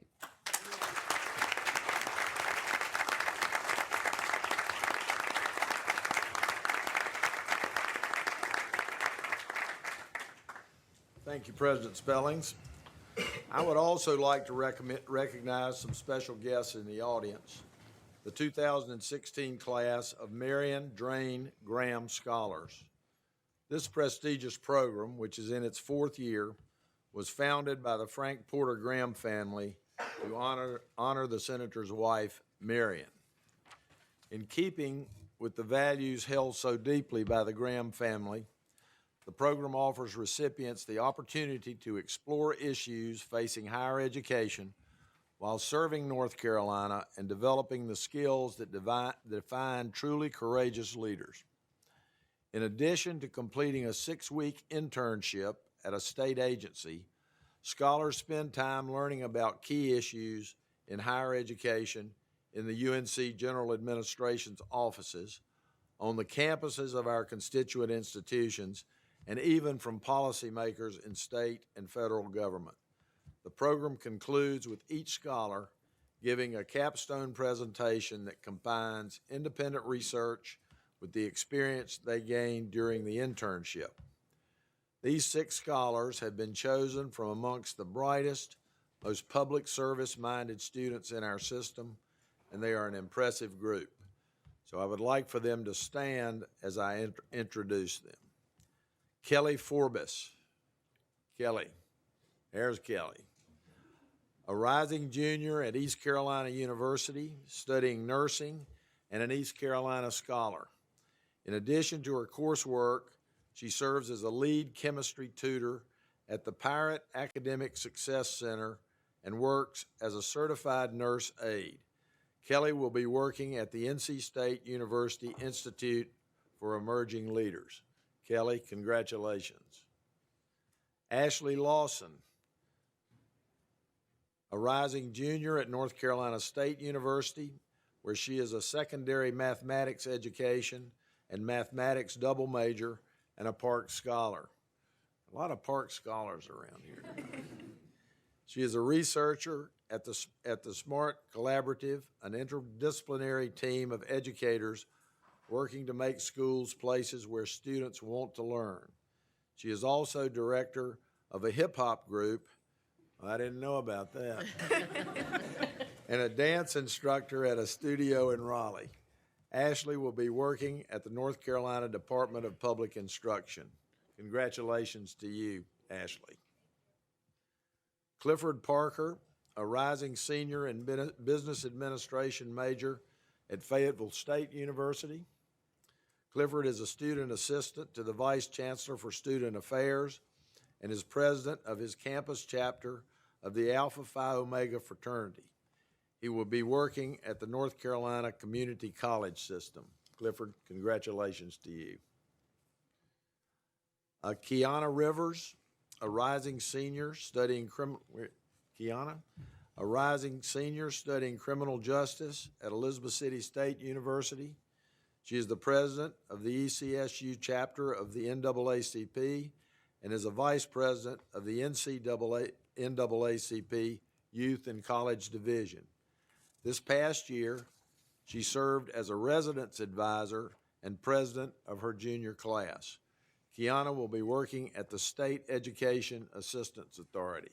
Congratulations and have a great summer there. I know you will. And finally, oh no, not finally. Next, Ferris Smith, a rising senior at UNC Wilmington studying history and campaign management. She is a research assistant for UNC Wilmington's student-led political television program, Wingspan. Ferris will be working at the UNC Center for International Understanding, which was just renamed Go Global NC.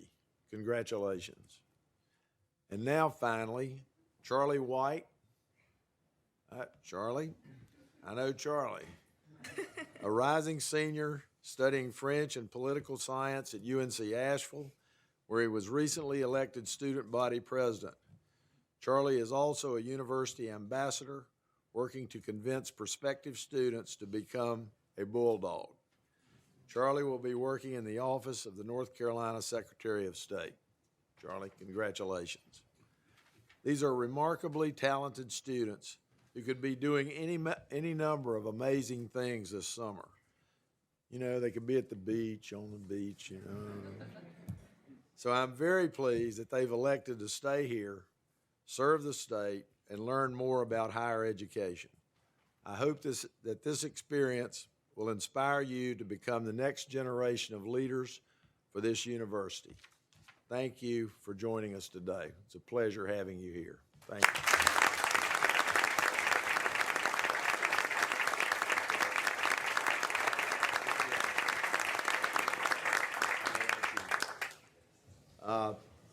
Before we proceed, President Spellings has one other thing she would like to say, and if we. I just want to publicly recognize Steve Ballard. Steve, will you stand up? I know you're going to miss us. This is Steve's last meeting with us. Congratulations on your amazing service to this institution and to ECU. 12 wonderful years of service. You've left the place much better than you found it, and we're all grateful to you. So if I could ask everybody to join me in a round of applause for Steve.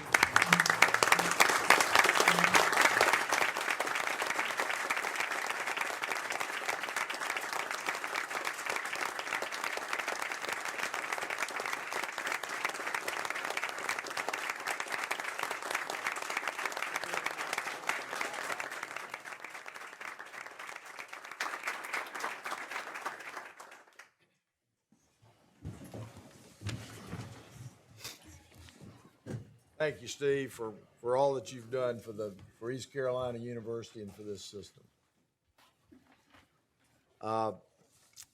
Let's see. Since our last meeting, I've appointed the committee for the James G. Holzhauser Jr. Public Service Award. Anna Nelson has agreed to chair the committee, which will include Walter Davenport, Joe Knott, and Ann Maxwell. So thank you all for being a part of that. Finally, I want to thank again everyone for the excellent turnout at last night's award dinner honoring former President Tom Ross. Once again, Rodney Hood, Ann Maxwell, Temple Sloan, and Laura Wiley did an incredible job of making this a really remarkable and memorable evening. And it was so good, in fact, that some of us who might want to have a party somewhere in the state have decided we've asked Rodney and his committee to help us because it was really fantastic.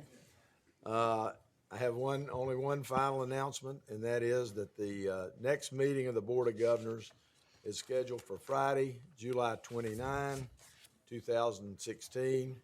You're in the boardroom, but don't think you can just leave after this meeting and go away, because the strategic planning process will be beginning in June, and so I know I'll be seeing, we'll be seeing each other before July 29th.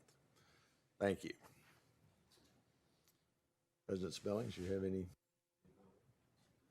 Okay, I will now entertain a motion to approve well, let's see, wait a minute. I've got to have a motion here from Secretary Perry to go into closed session. I know the board loves that motion. Well, so. this one is extra long, so bear with me. Good. I move that we go into closed session to prevent the disclosure of information that is privileged or confidential pursuant to the law of this state or of the United States under Article 7 of Chapter 126 of the North Carolina General Statutes and 20 U.S.C. 1232 and 34 CFR Part 99, or not considered a public record within the meaning of Chapter 132 of the General Statutes, to consult with our attorneys to protect the attorney-client privilege, and to consider and give instructions concerning a potential or actual claim, administrative procedure, or judicial action, including the following existing lawsuits: Carcano et al. Versus McCrory, University of North Carolina Board of Governors; United States of America versus State of North Carolina, McCrory, North Carolina Department of Public Safety, University of North Carolina and Board of Governors of the University of North Carolina; and A.T. by his next friend and parent H.T. versus University of North Carolina, Board of Governors of the University of North Carolina; W. Lewis Bissett, Jr., North Carolina School of Science and Mathematics, Board of Trustees of the North Carolina School of Science and Mathematics, and Thomas J. Williams; and to establish or instruct the staff or agents concerning the negotiations of the amount of compensation or other terms of an employment contract, and to consider the qualifications, competence, performance, or condition of appointment of a public officer or employee or prospective public officer or employee pursuant to Section 143 through 318.11a, 1, 3, and 5 of the North Carolina General Statutes. Let me repeat that. Could you repeat that? Is there a second? Second. All in favor indicate by saying aye. Aye. Opposed? Motion carries. We'll take a short break while the room is clear.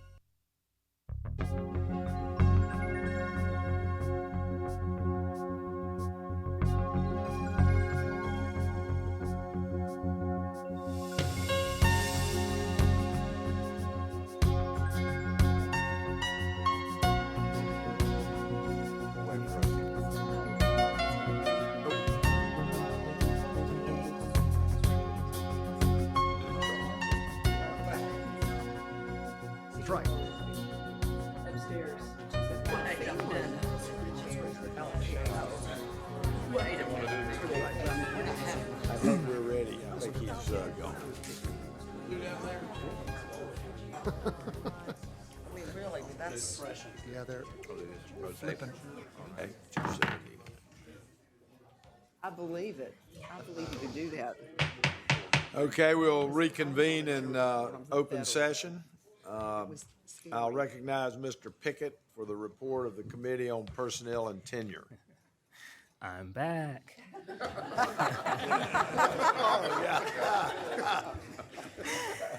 Chairman Bissett and Board of Governors members, during its meeting yesterday, the Personnel and Tenure Committee received brief updates from both Academic Affairs and Human Resources. Dr. Gonzalez introduced Kimberly Van Nort, newly appointed Vice President for Academic Programs, Faculty, and Research, who has joined General Administration. Mr. Brody mentioned that the working group on faculty salaries mentioned at our April meeting will make an initial report to P&T in late summer. The working group is comprised of general administration staff from Human Resources, Finance, and Institutional Research. Mr. Brody also mentioned that recent federal regulatory changes to the Fair Labor Standards Act has raised the threshold at which employees can be considered exempt from overtime from $23,660 to $47,476 per year. The regulatory change will become effective December 1, 2016, and affects approximately 2,400 employees.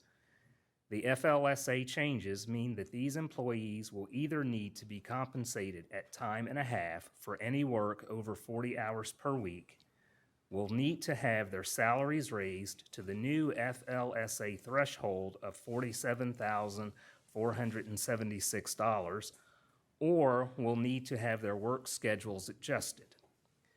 In response to committee member questions, Mr. Brody mentioned that chief human resources officers and university attorneys are having a conference call next week to discuss how to respond to these changes. It's premature to estimate the cost to the university at this time. Mr. Brody expects to have more concrete cost estimates late this calendar year. The committee then received an informational report on personnel actions delegated to the president.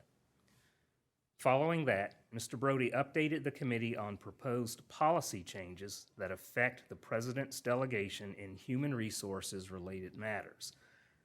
These policy changes are part of a larger policy review initiative taking place among several other BOG committees. Mr. Brody mentioned that the changes affect three key areas. First, they will delegate all EHRA salary actions to the president, excluding salary actions related to the president herself, her senior level direct reports, chancellors, the CEO of UNC Healthcare, and the general manager of UNC TV. Second, the creation or modification of senior administrative and academic officer positions will be delegated to the president. And third, the policy change will empower the president to increase salary delegations to the constituent institutions. Following discussions, the committee approved the proposed delegations with an amendment to the increased salary adjustment approval threshold, which gives the president the authority to approve or delegate all increases up to and including 20% and $15,000. Any proposed adjustment exceeding 20% and $15,000 will require committee pre-authorization. The committee acknowledged that existing higher delegations remain in place, such as the additional delegation for retentions, temporary increases, and interim appointments. The final policy changes will be placed on the board's July consent agenda. Thank you, Chairman Bissett. This concludes my remarks. Thank you, Mr. Pickett. I know we've got, I think Governor Goolsbee has a motion that he would like to make in a few minutes, but I'd like to proceed and get the election out of the way, because it's going to, before we get to that. And then I promise you, we're getting close to the end. We'll now entertain nominations and hold an election for chairman, vice chairman, and secretary for the term of July 1, 2016 to June 30, 2018. This election will be held pursuant to University Policy 200.2, a copy of which is in your folders, and all applicable statutes and rules. As you know, I am a candidate for chair. Normally, I would turn the gavel over to Vice Chairman Aiken or Secretary Perry to preside. However, they are both candidates for re-election as well. Therefore, we've been advised that the chair of the Committee on University Governance should preside. So, Joan, the gavel is yours. Thank you, Mr. Chairman. Lou Bissett is candidate for nomination for the office of chair. His candidacy is unopposed. Roger Aiken is candidate for nomination for the office of vice chair. His candidacy is unopposed. Joan Perry is a candidate for nomination for the office of secretary. Her candidacy is unopposed.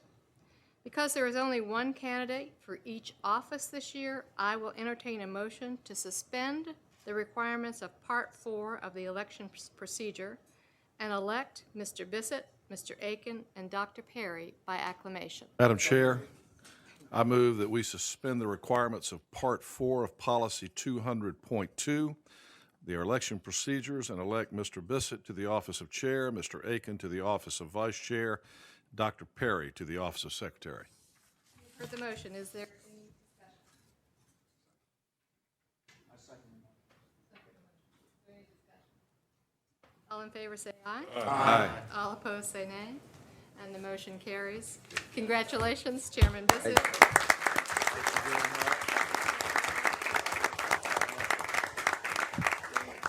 Thank you very much, I think. No speech, please. No speech. Chairman Bissett, the rumor is that Mr. Hood and committee are planning an extravagant I couldn't be more Black pleased. tie. I couldn't be more pleased. Okay, this time I'm going to recognize Governor Gouldsby for a matter he wants to Thank you, Mr. bring Chairman. before us. Champ Mitchell could not be with us.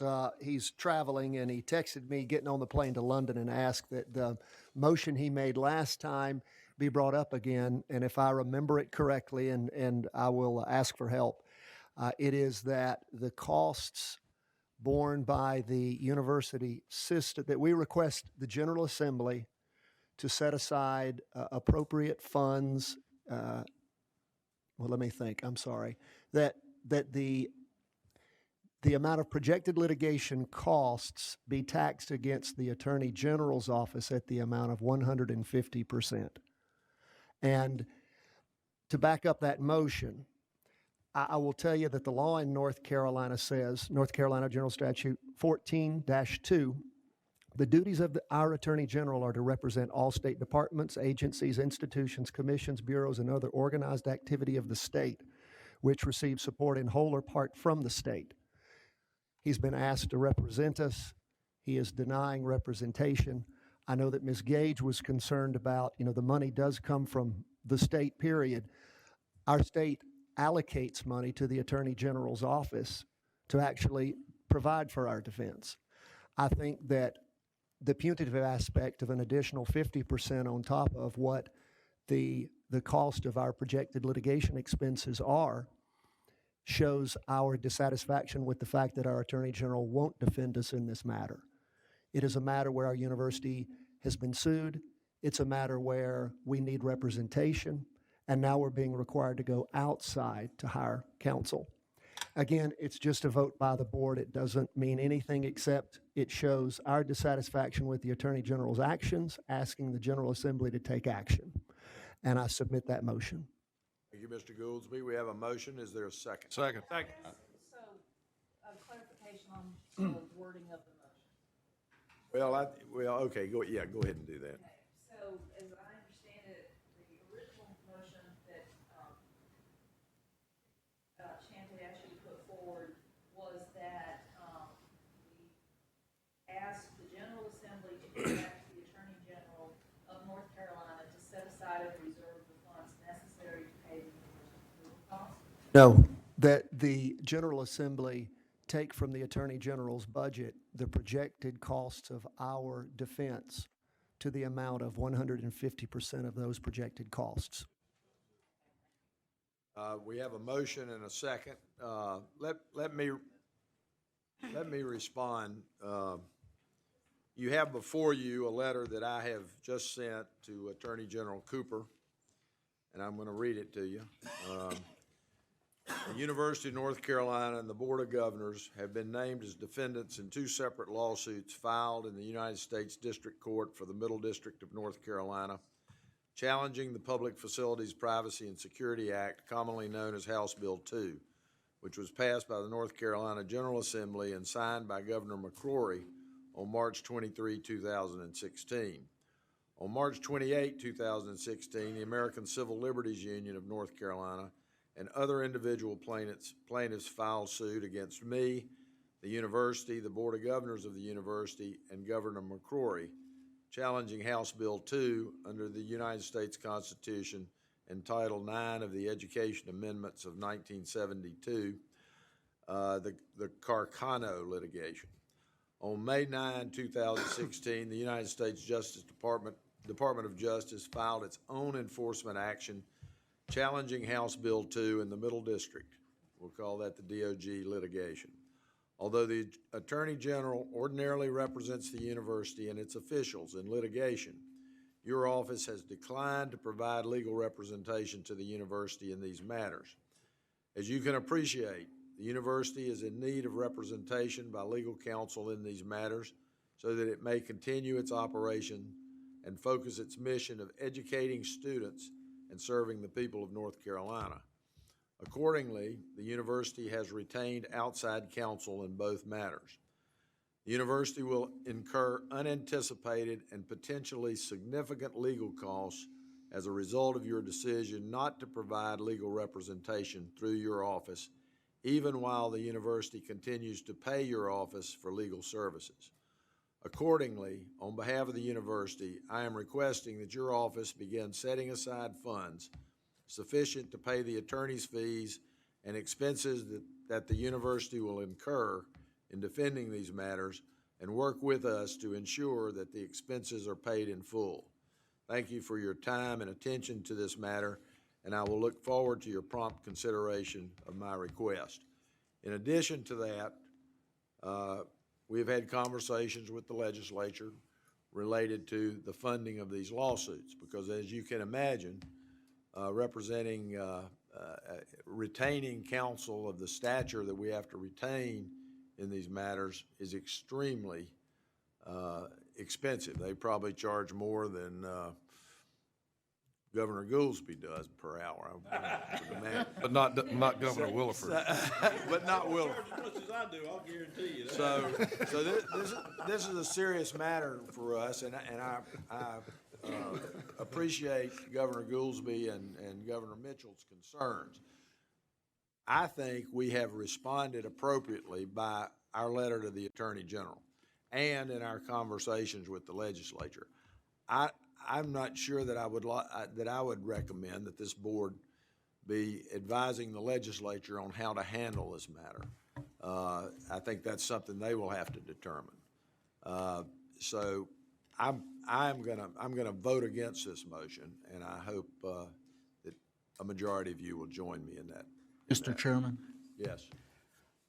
I want to commend you for the letter you sent to the Attorney General, who I can't think of any single basis that he would decline to represent this body, which neither enacted nor signed into law the legislation.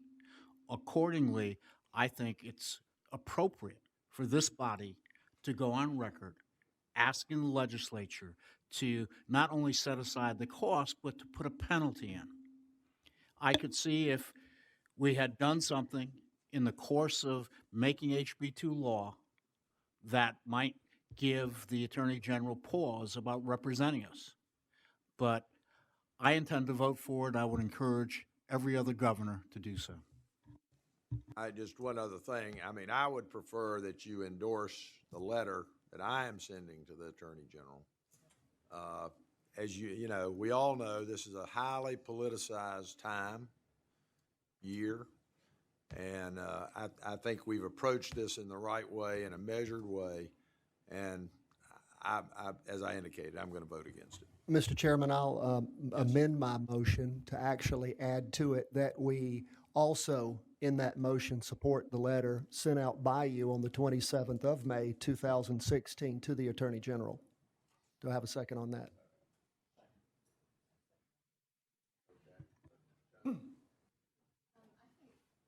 my perspective, guidance of chair that to give this the opportunity. From my perspective, and with the guidance of the chair, I think we need to give this letter an opportunity to be responded to. If we are ignored or if we are told that they will not take any action to compensate us, then I think we proceed with more forceful language and ask for the assistance of the legislature. Thank you. Marty? City councils often pass resolutions that don't have any authority either, asking the legislature, supporting the legislature in different actions, or not supporting the legislature in different actions. So I think this motion is entirely appropriate because Attorney General Roy Cooper's decision to decline to defend and represent the university in this lawsuit is a complete dereliction of duty. And it's coming at the expense of the university, and that means coming at the expense of the students. And I think in our efforts, and we've listed affordability and access as one of our primary objectives, protecting our affordability by pointing out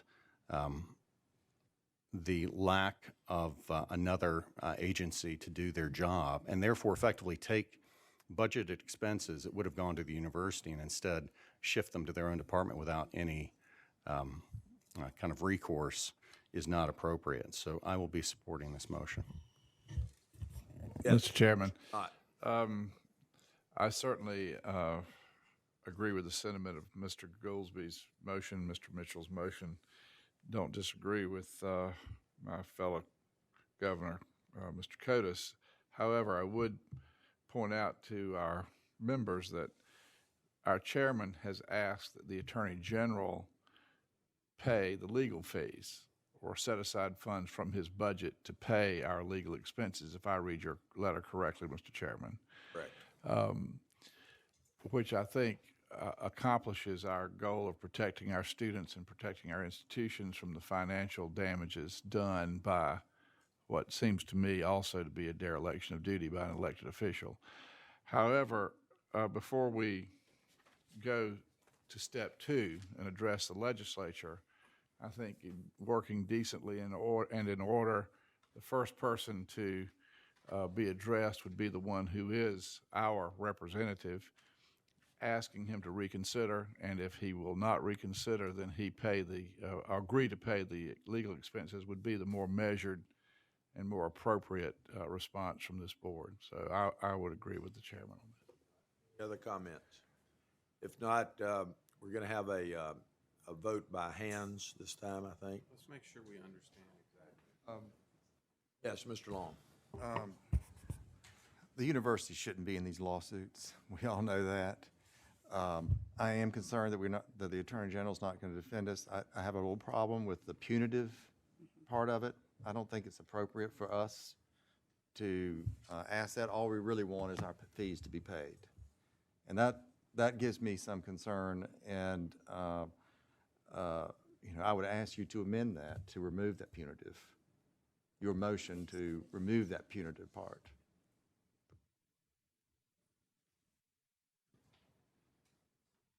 Laura? Thank you for saying what I was sitting here saying. I don't certainly ask for anything, but I really don't think one governmental agency can ask for punitive damages against another one because we did not like how they performed their duty. So where I think we have absolute right to try and recover our legal fees, to assess a punitive damage, I think is overreaching our. Mr. Chair, I'll make an amendment to We my already have motion. one amendment here, and I'm going to need some advice here that's on the floor. It's my motion. Keep going. Okay. Amend as many times as you. Why don't I do this, Mr. Chairman? Why don't I make a motion to support your letter and to ask the General Assembly to tax the Attorney General's office as appropriate for 100% of the cost of litigation in keeping with your request from the AG. I second it. I assume that's in the event the Attorney General does not. I assume that's in the event the Attorney Yes. General does not respond affirmatively to my letter. In the event that the Attorney General does not respond to your letter and pay the costs for the litigation in this matter, that the General Assembly assess his office 100% of the cost of our litigation.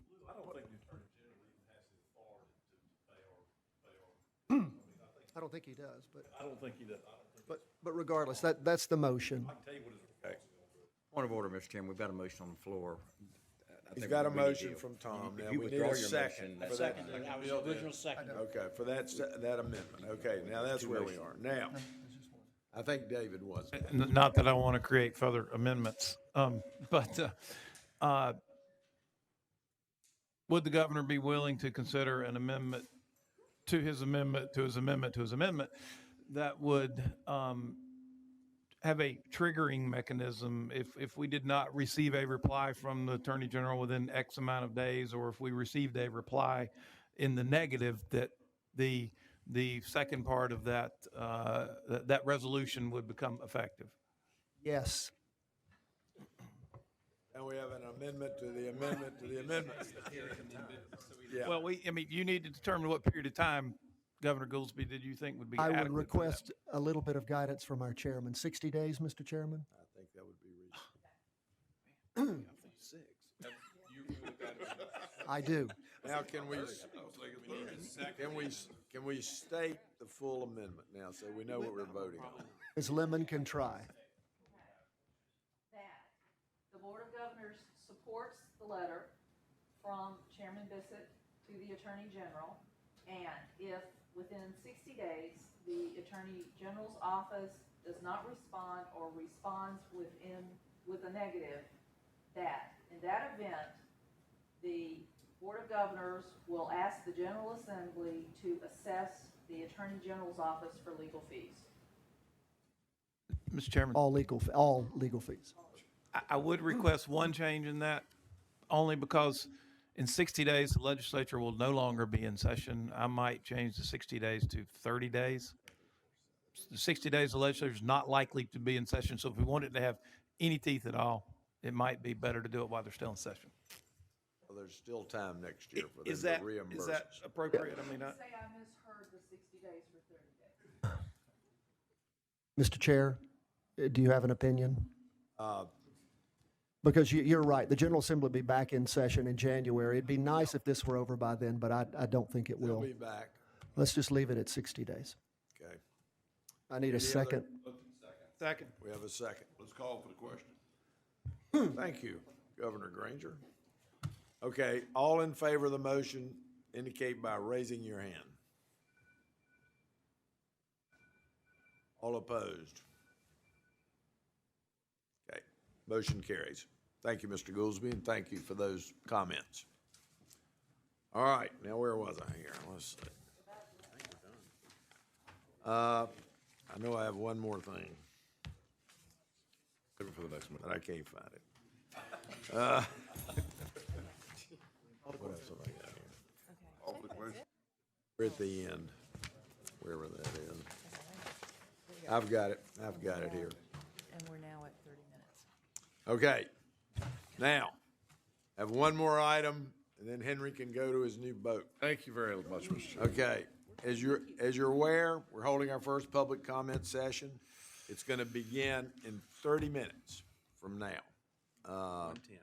So 1:10, the vice chairman says. I'm looking forward to this session, and we'll be reporting back to the board on what happens at that session. So thank you all very much. There is lunch in 279 if anybody needs it. Thank you all for a very good week. A very good meeting. We adjourn. Appreciate it. Meeting is adjourned. Have fun. Take care. Get it going, because he's going to hear